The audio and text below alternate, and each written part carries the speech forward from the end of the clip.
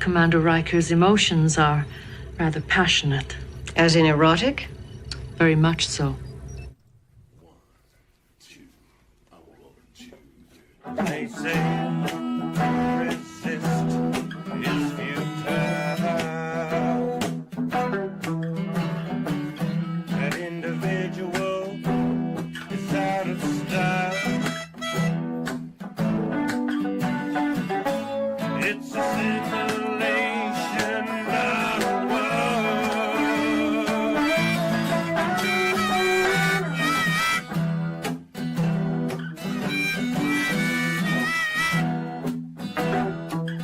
but I know less about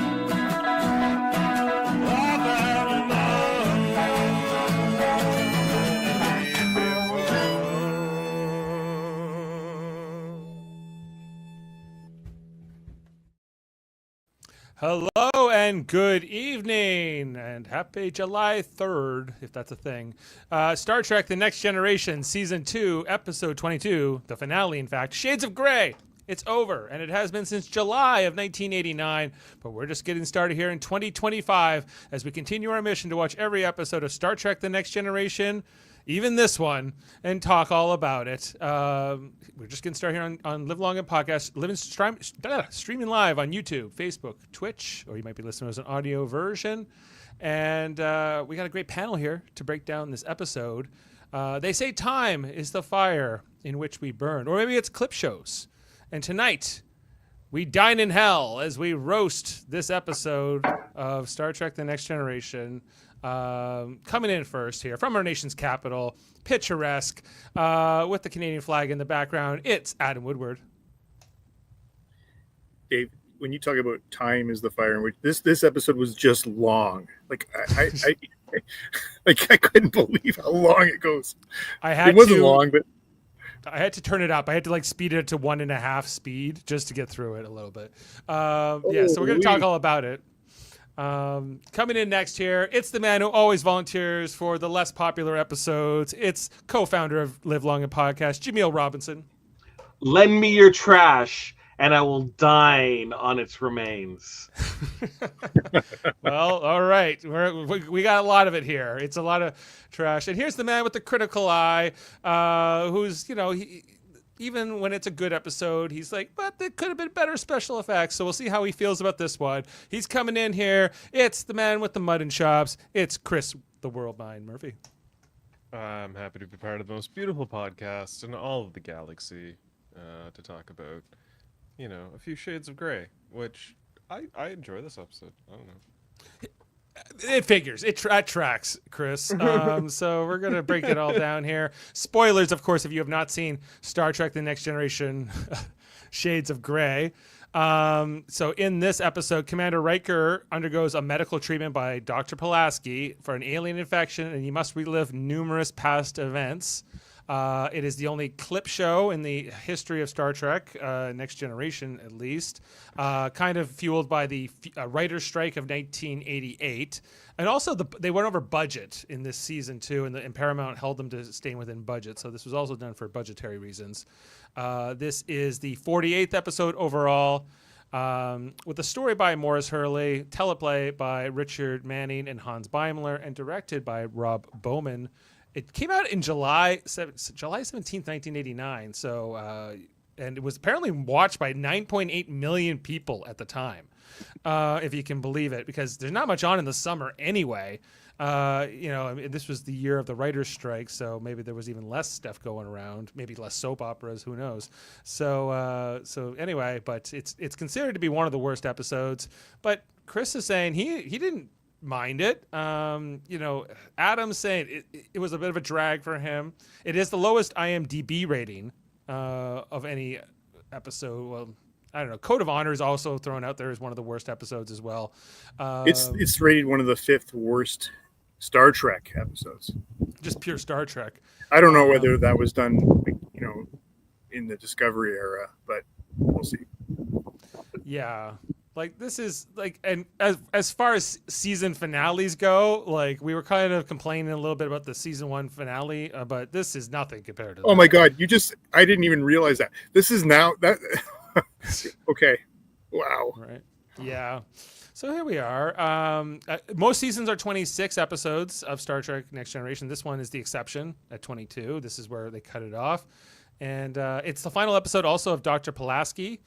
It's the final episode featuring the Type A TNG uniforms, Star Trek uniforms that that they had in season 1 and season 2. These like tighter ones, that one piece, and they'll be moving to the Mandarin collar and the 2-piece variants starting season 3.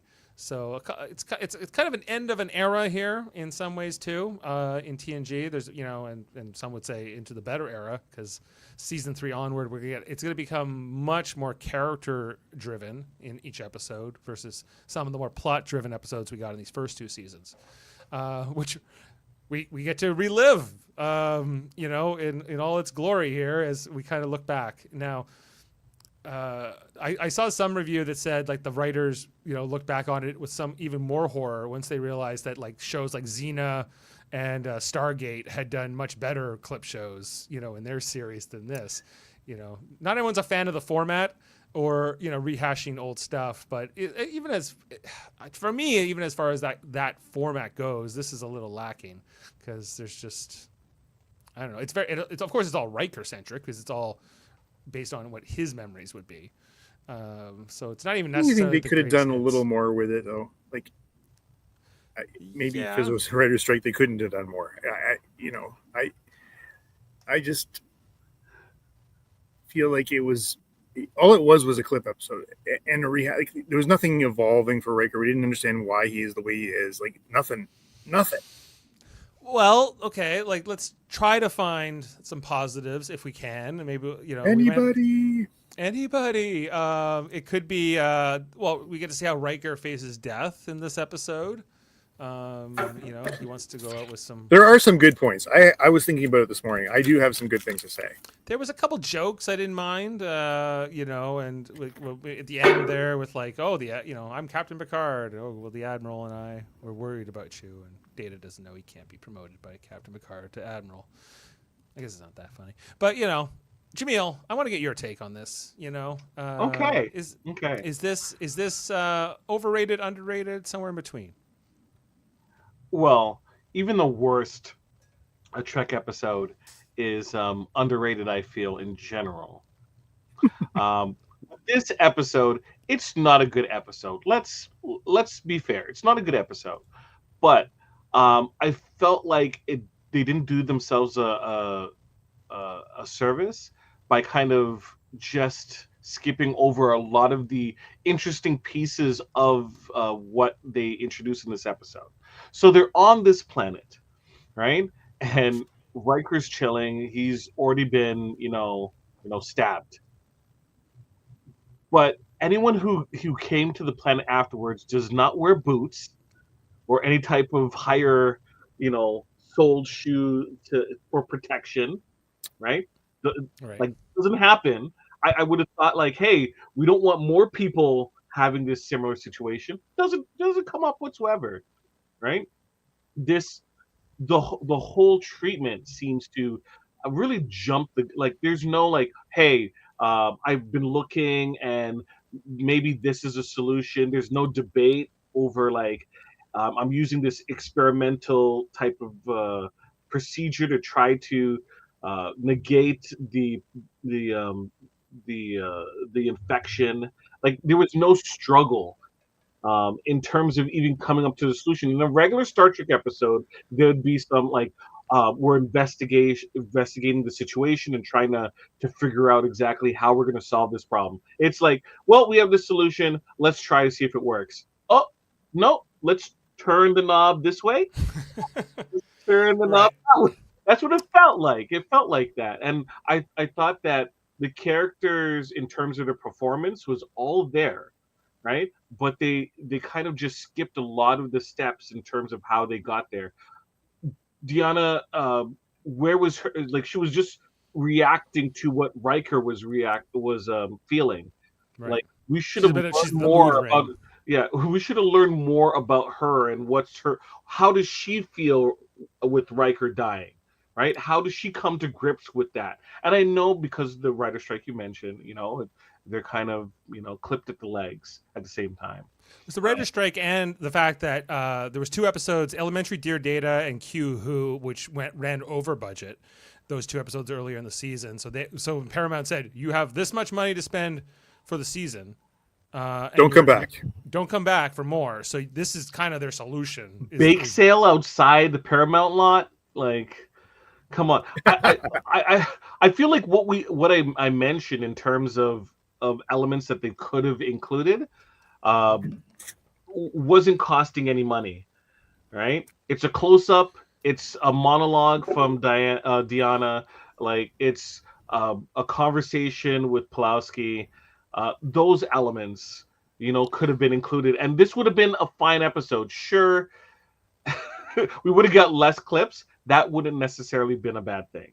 I wasn't annoyed with the episode until we got to the clips as much, and I feel like the medical, like I like medical shows, like whether ER or the Pit or those kinds of things, and I feel like they could have made this more of a medical drama episode, it in the sense of like make us. It was like we're gonna stimulate his brain to be like erotic or to be angry, but like what's the science behind it is a little science fiction. I get it, but whatever. Okay, we got a few questions here.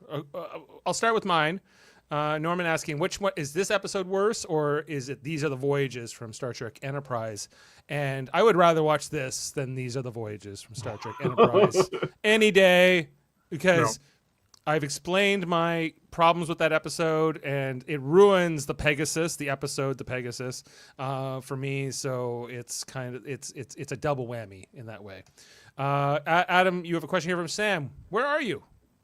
Oh, I'm in Ottawa on my deck. There you go. And from Sam, Chris, when did you get a dog, and what is his name? I got Cupcake in April. She's a good girl. When she wants to be. Yeah. She is a shade of gray. Sam loves huskies, so he's all about it. Who doesn't love a great husky? Yeah. Where's Dave? Where's our questions? Do we have questions? I don't know. Where's our questions? What a sexy panel for the terrible episode, says Jody. That's more of a statement. It's more of a statement than a question, but I he's appreciate not it wrong. nonetheless. I He's not appreciate wrong. it. This was during the strike, wasn't it? Yes, it was. Yeah. Well, it kind of like the strike was a year earlier, I believe, right? But it was still kind of the effects of it were being felt here. Here's your question, Jaemeel. Are you Team Jaemeel for life? That's your question.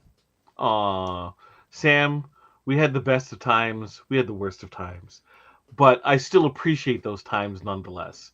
Now it seems like we're not doing Big Brother this season, but I still look back at our time fondly. Sam, be well. Yes. One more question here, I guess, from Sam is: did Diana Muldaur decide to leave at this point? Did she know she was leaving the show? I don't think so. I will see if that comes up in the trivia, but I believe that decision was made between seasons. But I don't know. So because it doesn't feel like this is like Diana Muldaur's, the Catherine Pulaski's final. If they knew it was her final episode, I feel like they would have done something to like say, okay, that's it. But they kind of just treat this like it's any day at the office. For me, a lot of it. They should have I'm going to stay at this planet and study this further. Right. Bye, crew. Well, I guess they should tell people not to come here unless they're androids or something that won't be affected by these barbs.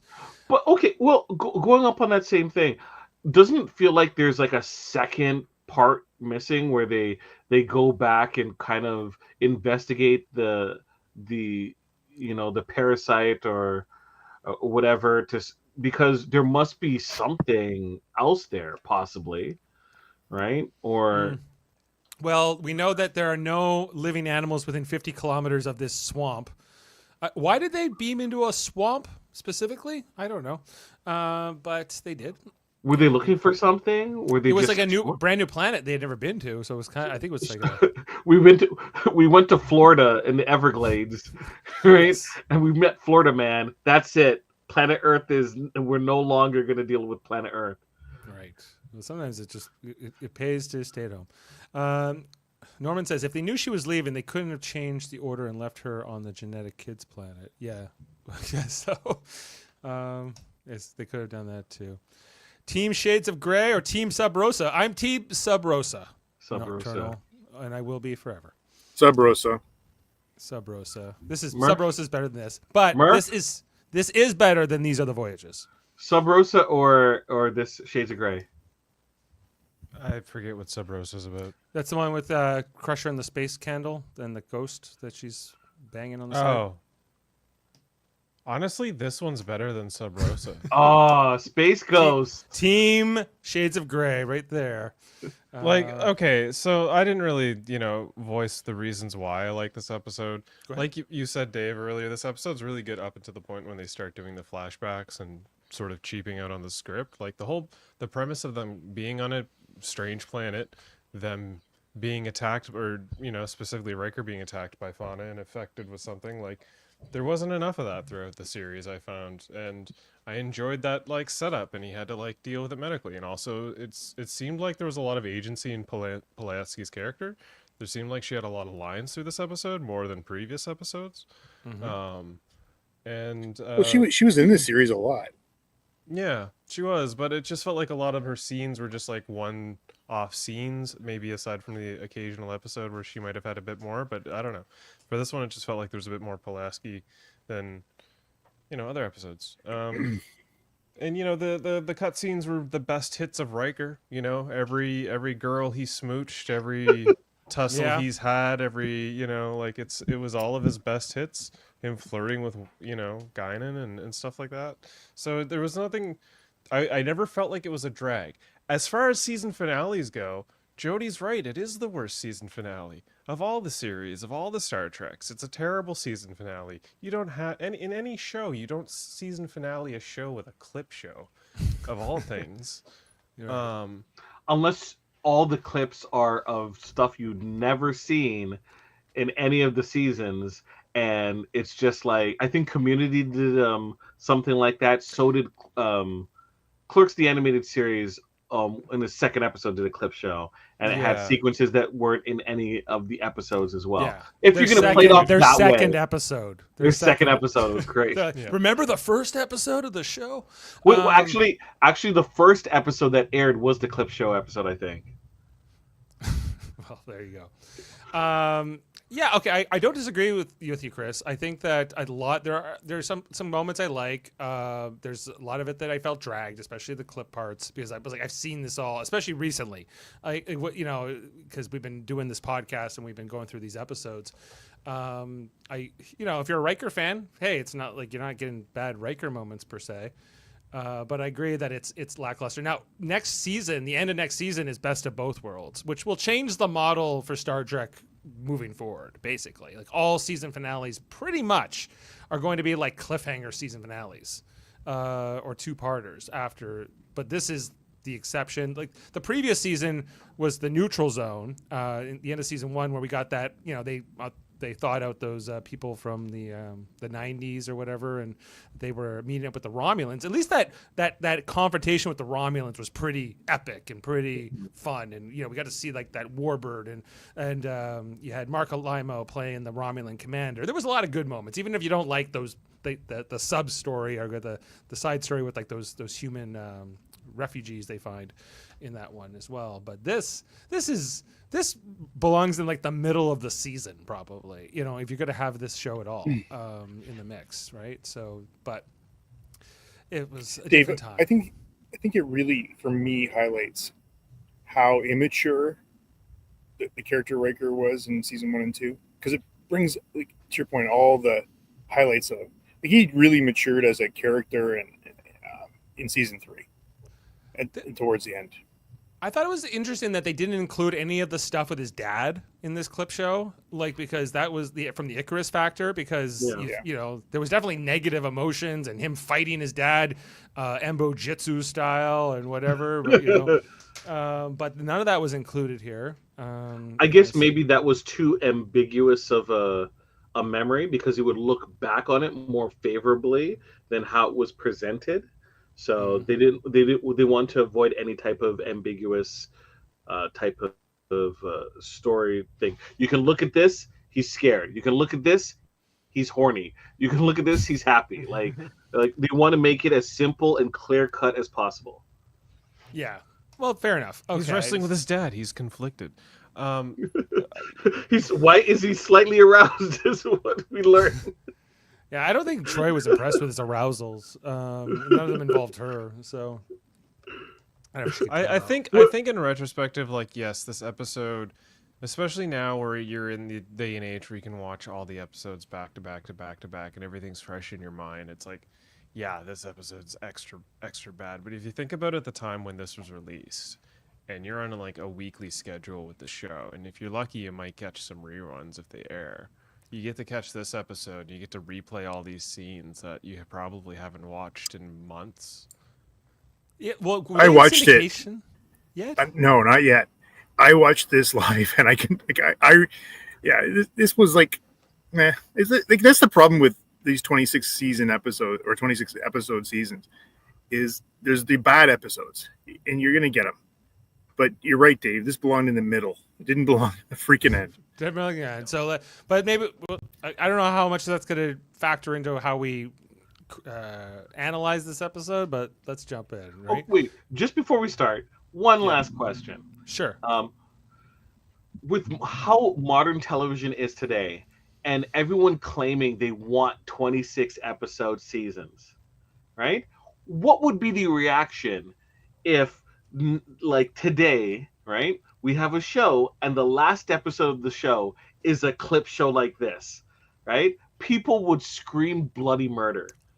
We scream bloody murder when there's 10 episodes and one's shitty. So if they had done like the finale of Star Trek Enterprise as a clip show instead of them trying to be on the holodeck with Riker and Troy during the events of the Pegasus, that would have been preferable. You say that in retrospect, Dave. You say that in retrospect. You want the perfect number count for a show. It's 13 episodes. You've got 10 episodes to get your whole story arc or whatever knickknacks story points you want to go over. You get those 10 episodes, and then you get the last 3 to have a really deep, long-arching 3-part story arc to end the season on. Yeah. And one of those episodes is a musical. Yeah. One of those episodes which Jody will not be happy about. He's like, why are they wasting one of the only episodes of the season on a musical or on some I am gimmick? waiting for the Romulan rap. It's coming. Okay, now we're jumping into the plot. Let's just jump through this. So the Enterprise is at some mysterious planet. Do we get the name of the planet? It's a geological survey on Serata 4. An unknown planet. They're doing we see Geordi LaForge emerges from the jungle here, looking. I guess Riker has called him over, who's looking quite despondent here. He's kind of hanging on the side of a riverbed here. Like sad Ben Affleck. He's sad Ben Affleck. He just needs a cigarette. It's like, hey, I just got stuck by something. No one come close to me, or be careful. There should be some procedures, I agree, that Starfleet observes in this situation. Or, they should have more protective clothing than a layer of, like, spandex. Yeah, some boots might help. Why is Geordi looking at it with his, why does he have to open up the wound with his hands? Shouldn't his visor be good enough? Because he claimed like episodes ago that he can tell people's emotions if they're lying, and I think he should be able to see through a sub layer of clothing. Just saying. Sure. All valid critiques there, Jaemeel. And Riker, he looks so annoyed by this whole thing. He's like mad at himself. I got stung by a stupid tree or something. They don't even know it's a tree yet. They think it's an animal or something. So Geordi calls up to the ship, and Riker says, "Is that really necessary?" "Oh yeah, Riker. We gotta be careful here." So they want to beam him up, but Chief O'Brien, the only guest star, Cole Meany, the only guest star in this episode. Technically, I guess Pulaski also a guest star. Diana Muldaur, but he's saying he can't filter out the whatever is inside Riker now, whatever illness or they say it's not a virus, not a bacteria, like something like a microbe. Like a microbe. They can't filter that out. So that's weird. They say. And did they try the jelly? Where's the Enterprise jelly? They don't have any jelly. Decon gel, baby. The decon gel. Yeah, that would have been retired. So then Pulaski comes to the transporter room to look at the how the biofilter thing, and he's saying, "Should I override the medical override?" She goes, "No, I better go down there first." So she's going down there potentially, and then there's this whole thing here with her and O'Brien about she doesn't like transporters, much like the character she's based on, O'Brien. I hope these are the right coordinates. Just kidding, Doctor. I know how much you love the transporter. About as much as I love comical transporter chiefs. Ba-dum-bum. Bum bum. Whatever that's worth to you.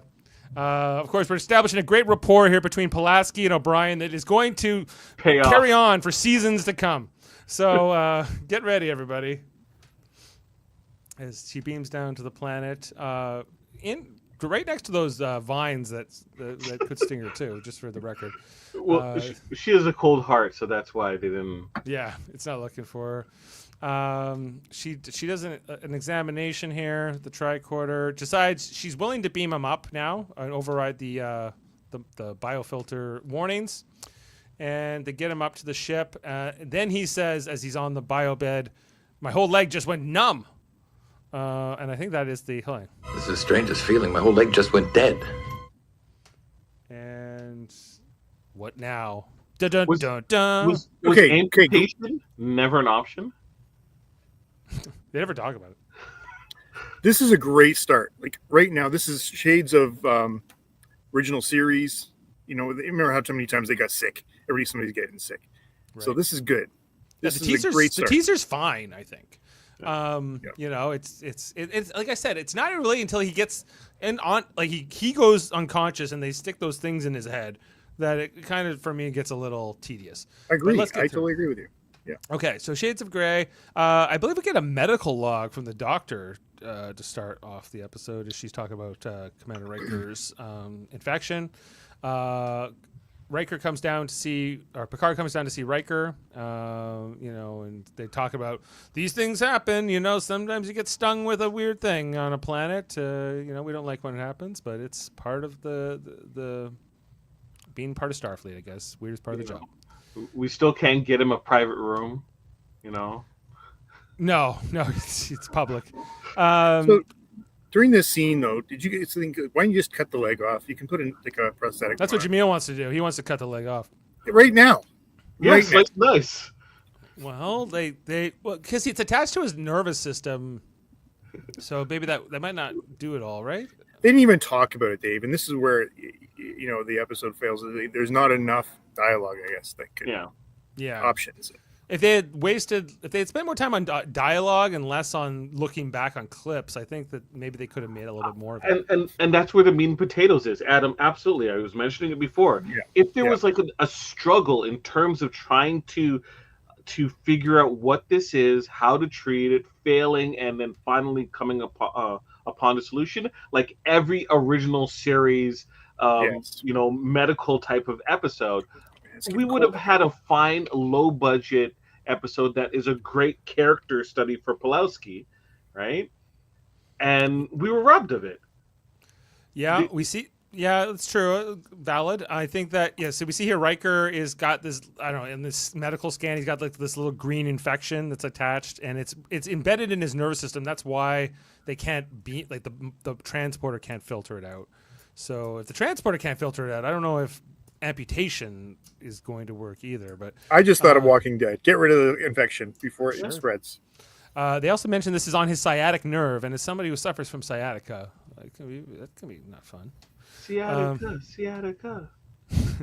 Sorry. Anyway, so they tell Riker to they're working on it, but is this where they say he could die? Like he could die if this infection goes to his brain. So Picard decides he's going to send down Data and Geordi specifically to go investigate the planet. And as Geordi and Data arrive at the transporter room, Data doesn't want Geordi to go, kind of contradicting Captain Picard's direct orders. But I say that Data has much less of a chance of being infected or hurt on the planet. And Geordi makes the counter argument, well, how do we know that these things don't like androids better than humans? And he's like, well, that's kind of dumb. That's probably not the case. Sure, that's theoretically, anything's possible, but that's probably not the case. And then Data goes, at least wear some boots that has a thick layer of protection to make sure you don't get stabbed in the leg. Yeah, like I think like that would some boots, like even just something to wear in the swamp, just standard issue Starfleet. But they weren't doing that at this time. Anyway, so they decide they're both going to go down here. So O'Brien sends them to the jungle, and they're checking it out. They say that there's no animals within 50 kilometers, only fossil records, and so Geordi calls it a graveyard, which Data says, well, I can't confirm that, but that seems to be what's going on here. They then figure out that this branch here. I think Geordi spots it maybe with he can see thermal variations in his visor, and it doesn't react to Data, right? So Geordi's like, I think let me bait it a little bit, right? And it goes for Geordi, goes to sting Geordi, but thanks to Data's cat-like reflexes, he can stop it. So, rely on those android-like reflexes of yours. Yeah, and he grabs it, and there you go. So. They do a little bit of a procedure here. They find one of these little stingers on the branch, as it is, and they do a little surgery here with a phaser and remove it. And it starts. It actually starts moving. It feels like it's more of an animal than it is a plant. Yeah. Why didn't they cut off like the entire branch and take the branch back as opposed to just that small piece? I don't know. I think you should be like a weight team supervisor from now on to show the surgical precision of a phaser. Yes, exactly. Geordi's using it along here, and then he puts the thing into the thing. O'Brien and Picard waiting up in the transporter room as Geordi and Data return, and Picard says, "Geordi, take that to sickbay right away." And then Picard gets a debriefing here from Data, who says, everything, all those animals in that area were dead. So my hypothesis is that Riker's going to die unless we figure something out. But my hypothesis could be wrong. And Picard goes, but they're usually not wrong. So am I going to have to find a new first officer? We'll see. Maybe it will be you, Data. So we transition to sickbay. I thought it was funny as well that there was no container. He just brought it back with a pair of tweezers. About pair of tweezers. No budget for the container. Yeah. That he took out of his tricorder, or where did the tweezers come from? In his pocket. His pocket. He has pockets? Okay. Anyway, so it's Pulaski and Picard here in sickbay looking at the medical analysis of the specimen they brought back. Picard looking over Pulaski's shoulder more directly here as they're kind of analyzing the thing here. And he says, well, is this where he says, what can I do? Get out of her hair? Yeah. We see here that, Riker's nervous system back in sickbay is being affected. So Picard comes to see him, and they have another conversation about death, and but Riker's trying to stay positive here and keep a good disposition. I think maybe it's even more so for the captain. And so he'll have this conversation with Troy in a little bit where he says, I got to set an example. Die with dignity. That's how a first officer goes out. He doesn't go, you got to save me. Please save me. Picard comes back to Pulaski. He's like, what can I do for you? She's like, go away. You can get out of my hair. You got it. And she goes back to work, which she seems like this is going to be a tough one. She'll write a great paper after, but this is not going to be an easy case. There's the transition, and then this nurse or orderly or whomever is doing a scan on Riker's system here. Riker tells the story about how the Rikers have a great, sense of, where is it? Rikers are ornery, too. Matter of fact, my great-grandfather once got bit by a rattlesnake. After 3 days of intense pain, snake died. Chuck Norris joke before Chuck Norris. Yes. Then Troy comes in. This is, she talks about... What if Riker's related to Chuck Norris? Could be. He's great-grandpappy, perhaps. Riker gives a speech about facing death. Well, it's not really a speech, but a conversation with him and Troy. As the first officer on this ship, I have to set an example. Now more than ever. Facing death is the ultimate test of character. I don't want to die, but if I have to, I'd like to do it with a little pride. Dying's bad enough, but to lose my sense of humor, forget it. forget it, he says. I'm not losing my sense of humor. And as he's having this conversation here with Troy, all of a sudden he the eyes roll back in his head and he passes out. The medical sensors go ding, ding, ding. And it's a cold blue here on the floor. Are we going to do a tracheotomy? No, I'm thinking of the pit. They got the hypo sprays, and they got to intervene here, or he's going to be dead soon. If that infection spreads to his brain, game over. And Troy's like holding his hand up to her boobs, and it's she's heartbroken here. She's like family almost, really. Then there's a transition, and Riker got his clothes off. Yes, this episode. I love it. We're gonna stick Rikers with these. Was it 6 needles or 7? 1, 2, 3, 4, 5, 6, 7 needles into the head. They taking his shirt off too. So get ready for pokey into the Scully. How do you think they did this effect to like show these? The needles are tracked into the machine. Oh, fancy.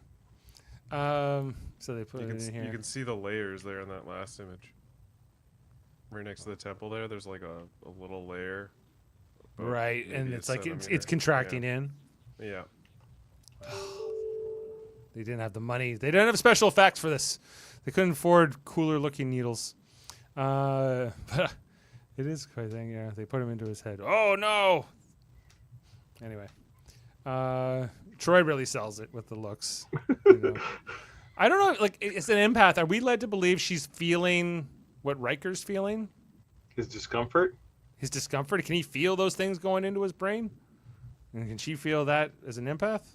That's an unanswerable question. Marina, we're going to need you to act for 2 on this shot. Not just this shot, it's like all the shots, because now it's like Frakes is basically out of commission from this point on. He makes a few like grimaces and like grunts and things like that, but he's mostly just like stationary for the rest of this episode as they're working on, fixing him and trying to get into the brain. They start stimulating his brain, and this is the beginning of the clip show. Oh. And our first clip here, as they're trying to stay off the infection, stay off this funny thing he's been stung with. Let's get her. Yeah, go in.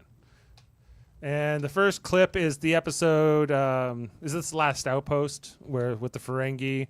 So when they all beam down, but they beam down to different locations. Anybody?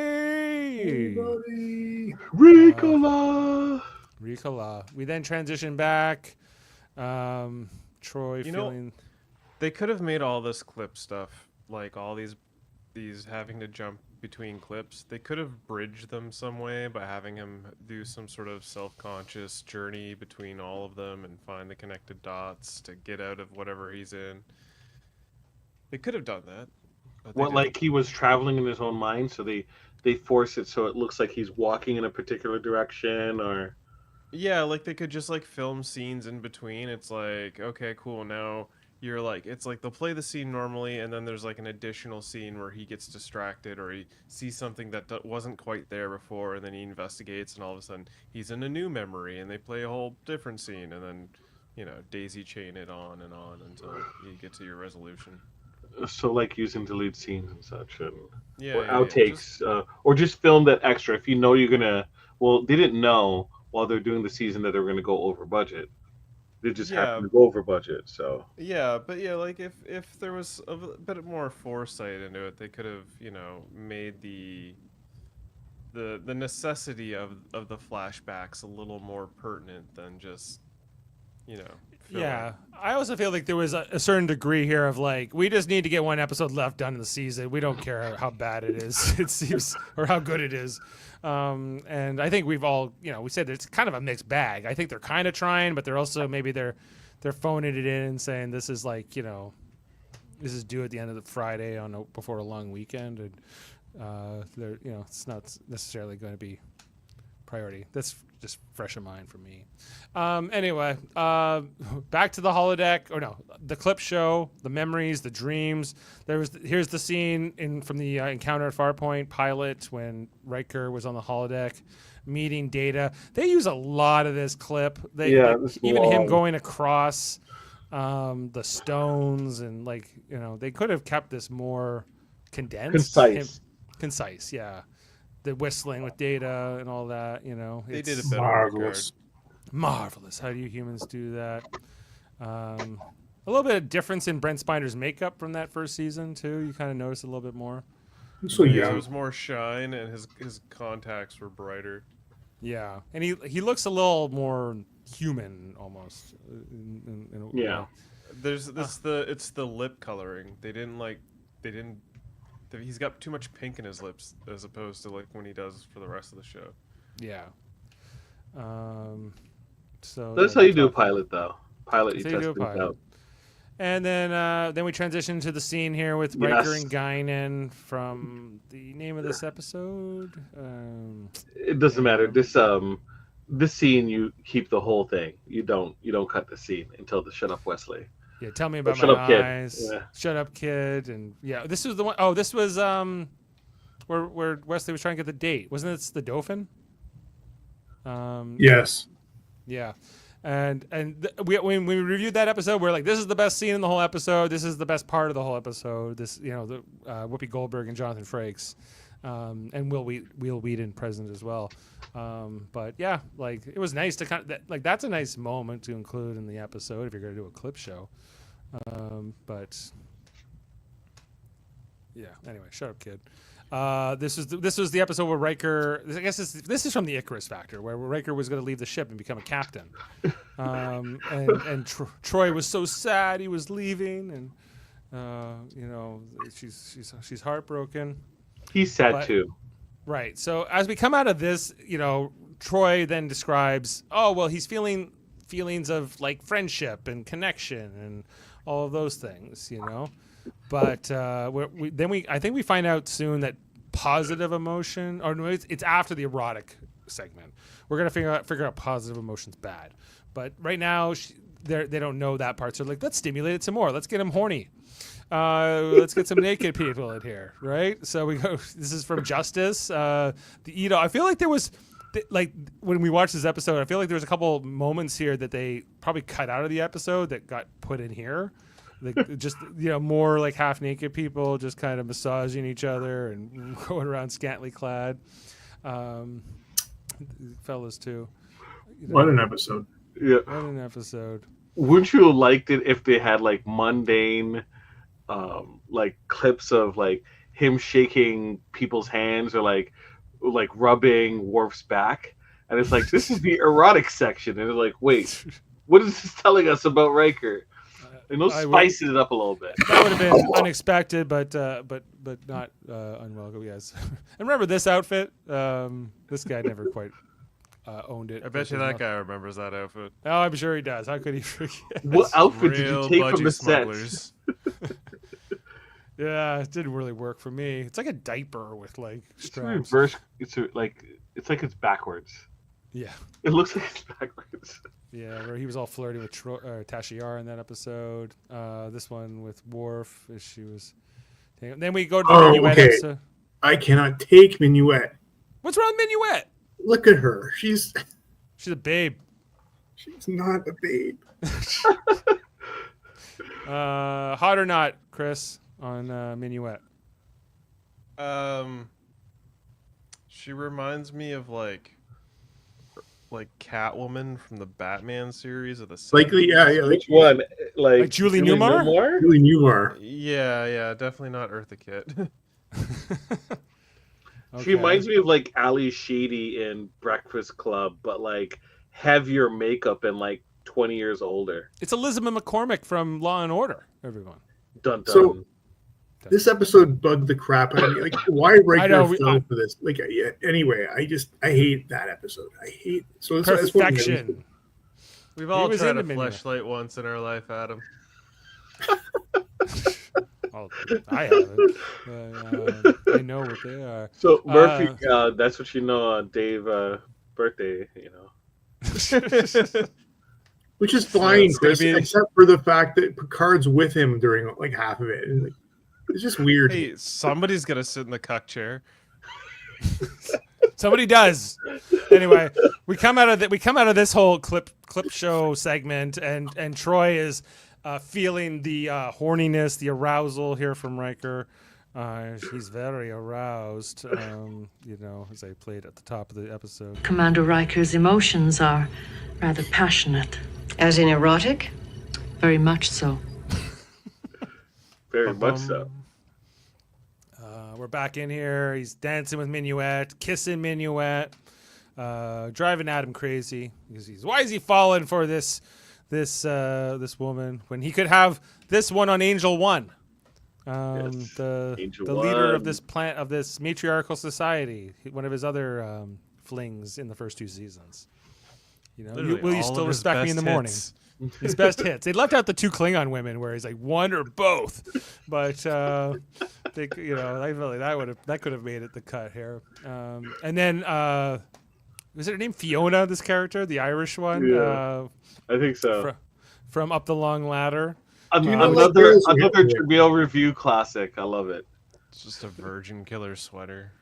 Yeah. See, I mentioned that. It's not exactly, but close. Yeah. Close, my friend. She was probably the most attractive one of these for me, though. You start at the top and you work your way down. That's how she tells him to do it. Do you not like girls, William? Sure, I like girls. I like everybody. Let's get her in here. So, the crotchet goddess. Crochet. Crotchet. All right. That's like the macrame goddess. Macrame. Okay. Anyway, but turns out horniness is not good for this. This very good for the microbe. Yeah, it liked it. It doubled replication, and Troy's like, we made him horny, and we just made things worse. This is awful. We got to do something. As is the case with William Riker. Yeah. It's growing in strength as he gets horny. No. If only he knew. All right, we need to. So then they go, let's go negative emotion. So then we get the whole flashback to here when Tasha Yar died in The Skin of Evil. Get to relive that moment. Yeah, I actually got the screenshot. You can actually see here where Tasha Yar does die right here. She gets hit with this. That's her soul leaving her body right there. Yeah, right there. She got like hit by a truck, an invisible truck, basically, right into the torso, and she gets then sent flying onto the ground. Despite phasering. Pew pew. All that. Pew pew. Tasha is dead. Of course, we know this. We went through this last season, but we get to relive it here on the clip show just like then. So Beverly Crusher makes her appearance as well. Yay. She's only back. appearance in season 2. This is her only appearance in season 2. Yep. Precisely. And is it Tasha's only appearance in season 2 as well? I think so. I don't know if she's in another scene or not. Wesley and Worf aren't in the show either, except for clips. Flashback. Except for the flashbacks, yeah.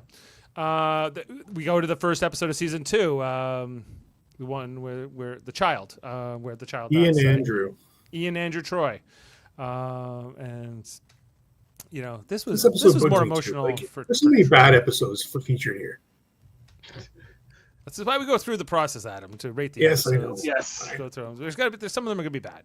This wasn't. I didn't hate this episode, but I'm not as critical as you. No. You think that the Enterprise finale is better than this? Yes, I do. I don't know. Anyway, so it's kind of working, but Pulaski says it's not doing enough. We gotta go harsher. We gotta go more negative. We gotta go more intense emotions and memories here if we're gonna save Riker. And so we gotta go deeper. So the episode where he was with the Klingon ship, this was called A Matter of Honor. Good episode. Good episode with he had to fight the Klingon second officer to prove his worth, and this guy all go and intimidate him. He bodies him. He does this suplex, gets him in. Everyone looking on, blocks the thing, throws him headfirst into the turnbuckle, and calls it a day. And then that we go to the episode Conspiracy, one of Adam's favorite episodes, and where he fought. Dave, I don't mind the episode. I mind that they didn't do anything post the episode. there's still time. They might be doing more eventually. Who knows? Anyway, so when Riker fought this crazy infected admiral, vitamins do the body good. You know, Tanks him is great. yeah, tags him, throws him across the room. Get to see the that stuntmen again. That kick right there.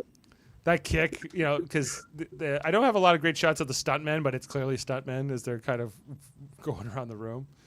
And but yeah, I forgot they cut it here because when the admiral throws Riker through the coffee table, and like they cut it off there because of course Riker was unconscious. He wouldn't remember the rest of that fight where Worf and all them came in, right? Yeah. It's working a bit here, but they aren't saving the day. I don't know, Pulaski and Troy talking. More clip show. It's like, why didn't they break out the sequence of him getting hit in the crotch? They should have. It's like over and over and over again. Yeah. The episode with the drug addict planet, where Riker was getting all this seemed like less of an intense moment than him getting thrown across the room by the admiral. But this is supposed to be like a moment of pure agonizing pain through telekinetic power. So Yeah. you know, you think he's in whole agonizing body- pain? Is that what Yeah, I he's- feel like this whole situation's like his nervous system's lit on fire because he's like, "Give me the drugs, or his brain will get it." You know, look, You ever that close up brain a- will get it. Close up of his crotch and he's peeing himself.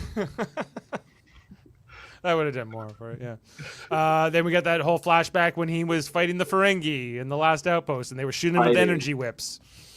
You know. Worf and Data get shot here, and then Riker he's stunned, and then they get at him here, boom, with the energy whip. They never really bring back the energy whip, but they were fun. Yeah. They do in Enterprise. They do in Lower Decks too, And Lower Decks, yeah. Yeah. And then him getting sucked into the Armis thing. Data, somebody's got me. I don't know. No, don't touch me. Where's his fast android reflexes then? He Yeah, could, he exactly. could easily, like, he's heavier than Riker. He could anchor him down. Armis says no. So yeah, this is where Jonathan Frakes famously got submerged in printer toner. Printer toner and Metamucil. Right. And I heard the story when he comes up like here, you know, you'll see it here where his face comes up through the thing. And I remember LeVar Burton was like, "There's no way I would ever have done that." Like, like the fact that Frakes agreed to this is astounding. You know, It's a great moment though. It is. It looks amazing, but you know, it's probably not good for your health. You know, No. Spitting ink for the better part of 3 weeks after that. So coming out of that, is that enough of negative emotion? Troy is beside herself. She's feeling all of this at once. And You sure her emotions wouldn't be blocking it? Like it has previously, when she has strong emotions herself, she can't read other people's emotions, but it works here. yeah, more. This is where like the clip show then speeds up, even more intense. You know, they're doing the self destruct in 1001, the episode with the Klingons. You know, No. Von Our most Armstrong. action-packed scenes. Let's put them in 4-second clips. This'll do. Yeah, so get them out of there. Get them out of there, Tasha. They beam out, but then the beam out doesn't work. And then they're about to get blown up, and they don't. And I was like, oh, yeah, did Riker get blown up here? No, he lives. No. Well, all of this was a dream from after this blow-up sequence. Yeah. That's a face you don't want to see in the morning. Ugh. It's not good enough. They got to get going. Go more intense here, Riker. And this, we got the conspiracy. We got this again. them So they're fighting. they're just flipping through them now. Yeah. They're just going, they're just flipping through them at this. Even the part where Data's putting the chips all in, and I was like, why is this relevant to what's happening? Okay, so there were a few of these scenes that just didn't make sense. It's like, Riker wasn't there. Why is he remembering this? Yeah. I think I he was get there. this. He was there for this particular moment? When Yeah, because wasn't the ship going to explode? He had to get it away from something. Maybe he was in engineering and he was watching it, but I have to like, look back at that. I have to That figure was it out. no, that was the wasn't that the episode where everybody was infected? Yeah, that was the Naked Now. Naked Now, yeah. Yeah. More of Riker fighting, more self-destruct. There was that time that guy got vaporized. Remember him? Yeah. With that loud as a chorus or loud as a whisper. Boom, boom, boom. More clips. That ship blowing up. This ship blowing up. All kinds of ships blowing up. More That guy phasers, blowing more up. explosions. This guy's head blowing up. And finally, the intensity finally is over. As Pulaski says, we've done it. We beat the infection. We had to speed up those clips. That's how you beat a virus or a bacteria, whatever the hell this was. Microbe. Yeah, only a clip show could cure this disease. seizure of violence. Yeah. His eyes are open here. Yeah, is he not waking up here? Not yet. He's not supposed to. He's not supposed to be. Close it. He's like, oh snap. So We're like, whoops. oh, we got to do another take. No, we're There's not. no take. We don't have any money. No money, Jaemeel. Yeah, we have no money. Frank's just like, can I get out of this contraption yet? No, you're staying there until 1 a.m. when we're done shooting this. Oh my gosh. The sequin blanket makes my skin itch. I do like that blanket. I want that blanket. Anyway, but they've done it. There's a celebration here with Troy and Pulaski as they tell the captain he's been saved.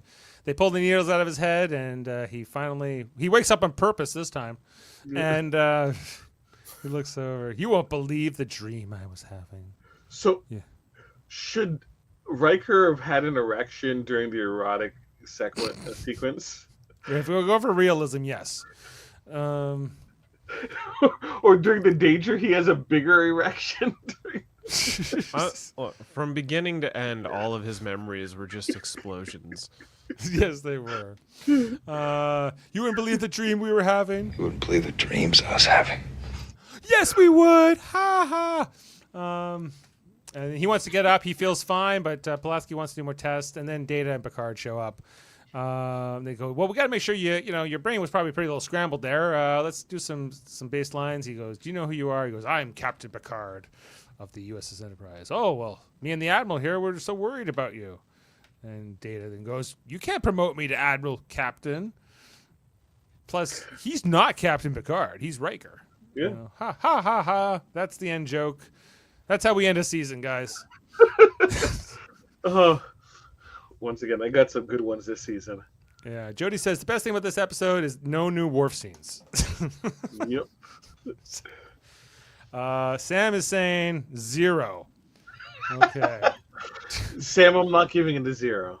All right. Well, Adam, give us some facts. Give us some trivia. Okay, all right. So you're asking about Pulaski earlier. So Pulaski was the ship's primary doctor and appeared in all but 2 episodes. The fans did not take to her, and some compared her to a crotchety McCoy in a female body, which I don't think was a bad thing. A few fans even wondered if this new character was supposed to be McCoy to the new Mr. Spock, Data. Even those fans who liked Pulaski said she came across patronizing and looking down at Data. Well, she did, or Data, as she called him. Data. Right. So if they hadn't done all that stuff, okay, with Pulaski, like that whole Data and not using his name, and if they hadn't done that in like the beginning of the season, do you think that Pulaski would be more well liked by the fans? No, I think people they liked and got used to Dr. Crusher, and then you had something totally different, especially with the establishing of, like, there was not many interpersonal relationships, even the ones that were built with Worf that were great scenes. There was no follow-up. There was no connective tissue throughout the season, so you would either have people feeling indiffererent or not liking. That's typically what you. And they had the opportunity because she was on so many episodes, right? Mulder knew this. She told the Los Angeles Times in 1988 her role was to aggravate on the show. They were using me to aggravate Captain Picard and from time to time upset our dear Data a great deal. I don't deal with him as a human, but as a machine, and this upsets the rest of the crew. I'm kind of a pain in the neck, she said. Okay, like, who's in more episodes, Tasha Yar or Pulaski? Probably Pulaski. Yeah, because Norman was just pointing out that Pulaski, because it was in the episode that was actually last filmed with Denise Crosby, you see her waving in the cargo bay. It's so unceremonious for her departure. And you can say, okay, I don't like the way Pulaski treated Data, but I don't think that's Diana Muldaur's fault. Like, no, it was written. I mean, she just said it. She was told to aggravate. Right. So she goes on thinking that it was never going to be a long-term gig. I was just starting, but I never planned to be there very long. As it turns out, I used the show where I aged to show LA Law people to look at that, so they would hire her on LA Law after. And she was on LA Law after, right? Is she the one who died in the elevator shaft on LA Law? I never watched LA Law. Oh. Because there's like a scene in LA Law where like one of the women lawyers, she's like talking to somebody and she walks into an elevator, but the elevator is like not there, and she like falls down the shaft and dies. Anyway. Dave, we refer to them as lawyers, not women lawyers. Just okay. Well, so you asked about whether she knew she was not coming back. At the end of season 2, there was a letter writing campaign supported by Patrick Stewart and a personal invitation from Rick Berman for McFadden to return to the show. Wow. I wonder if she was asked to sign it. The letter writing campaign. That's kind of funny, though. There was a lot of letter writing campaigns that sort of either saved the show or brought people back through the years. But Norman, what was Diana Muldaur the one who died on LA Law in the elevator shaft? Like, am I remembering that right? Yeah. No, he's saying Rosalind Shays down the elevator shaft. No. Okay. Nothing beats Paul McCrane's departure from ER. Or did he die? He didn't die. Elevator accident. Helicopter accident. That was great. Keep going down. Go ahead. Right. Sorry. At the 50th anniversary Star Trek convention in Las Vegas in 2016, fans voted this the 5th worst episode of the Star Trek franchise. Does it list the other? It doesn't list the other ones. Code of Honor, Sub Rosa. No, all Star Trek. Oh, all Star Trek. Well, yeah, not just TNG, but I can think of some bad ones. Like, what's that one you guys like with the Gary Seven? Simon Earth. That's worse. Really? Okay. That was a finale, wasn't it? It was. It was the season finale too. Okay. This is the final regular appearance of the main cast in the season 1 spandex uniforms. Beginning in the following season, the main cast began wearing more comfortable wool versions of the uniform. Through season 1, uniforms would continue to appear on background extras in time travel or flashback episodes. So they continue. I was right. Pulaski did die in LA Law in the elevator shaft, or the turbo lift shaft, if you will. Thank you, Norman. Riker's joke about the dying snake is a nod to the story about the famously ornery director John Ford. When Ford was directing John Wade in the epic The Searchers in 1956, he was stung by a scorpion. The producer was afraid that if Ford died, the production would be shut down and the studio would lose a great deal of money. He asked Wayne if Ford was going to die. Wayne said he would check on him, and when he returned, he said Ford was just fine. It was the scorpion who died. So there you go. There you go, John Ford.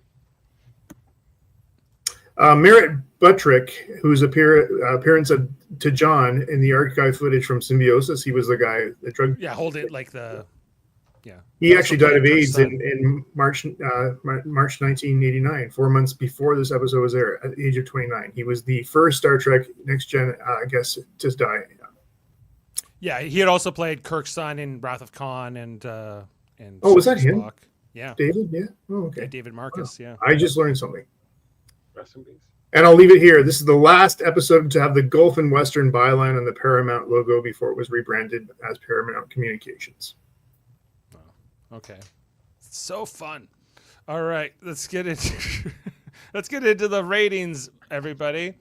Dave, remember we used to do the original series, and sometimes we just wouldn't get through the full hour of an episode. No, there was nothing to talk about. Yeah, it was pretty weird. I don't know.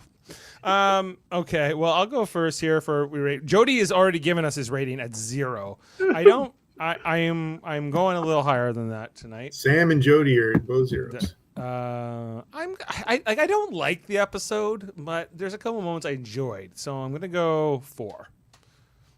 Jaemeel? I'm giving it a 3. It's a 3 in terms of a lot of concepts, and I already talked about it already before. It isn't a 0 worthy. There are some nuggets of performances there and the idea that's interesting, but unfortunately, it gets kind of sidetracked with the clips. Go ahead, Adam? I liked the setup, the teaser at the beginning. I really did like that scene with the vine and how they found that the spike or whatever. But then it went really bad. So I'll give this a 4 as well. Okay, and Worldmind. I'm giving it 2 points to start with the whole episode, and then an extra point for the Guinan and Riker scene. So 3. Okay. All right. Well, with our scores combined, including Jody's, we are averaging 2.8. This has famously a 3.3 rating on IMDb, the lowest of any Next Gen episode. Even sorry, what's Code of Honor rated at? Oh, Code of Honor is at 5.1. It's much higher rated than this on IMDb. So because it was an original episode, it was actually had some storytelling. Yeah, it wasn't a good story, but it was there. Anyway, so we've wrapped up season 2, everybody, and we are averaging a 6.9 compared to 6.0 in season 1. So technically, season 2 was an improvement. moving on up. For most of us, and this is we finished up season 2. We are going to be covering Star Trek: Strange New Worlds on this channel for the next 10 weeks or so. Until that season 3 wraps up. So we're going to be going on hiatus, but when we come back, we're going to be covering the season 3 premiere, Evolution. As you can see, we got the new uniforms, we got Gates McFadden back, and Pulaski will be gone by the time we get to that one. We got the doctor from Scrubs. We got the doctor from Scrubs. He's there, playing another doctor, actually. One of those outpost scientists that are always up to no good, if I recall. I forgot that's the first episode of season 3 too. It's kind of an interesting one. Anyway, so that's it for TNG season 2. If you didn't know, here on Live Long and Podcast, we're always doing different Star Trek podcasts. We recently had a trivia event, behind the scenes edition with myself, Davin, and Sean Farrick from Trek Culture competing, hosted by our quiz Admiral Ashley. Go back and listen to that if you haven't already. We're also covering the show For All Mankind right now here on the channel. We are into season 2, going episode by episode. This Monday, we will be talking about season 2, episode 4, titled Pathfinder. If you haven't watched For All Mankind, it's a great show created by a lot of Star Trek writers and alumni. And go check that out, and check out our podcast as well. Just curious, Dave. What are you gonna follow up once you're done that show?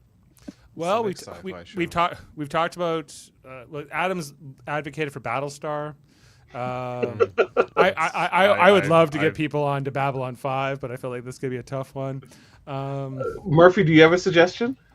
I mean, I echo Adam's statements with Battlestar Galactica. I've never really watched Babylon 5 much beyond watching it with my parents back in the day.